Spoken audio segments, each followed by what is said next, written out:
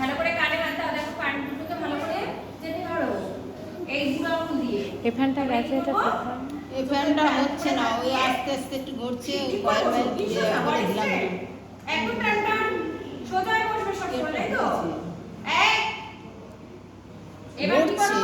লম্বা শ্বাস নাও, জাম হয়ে যায়। ওম করে ছাড়ো, প্রত্যেকে করো। নামি তুমি সোজা করে বলো, বসো। হ্যাঁ, ভালো করে কানটাকে আটকাও,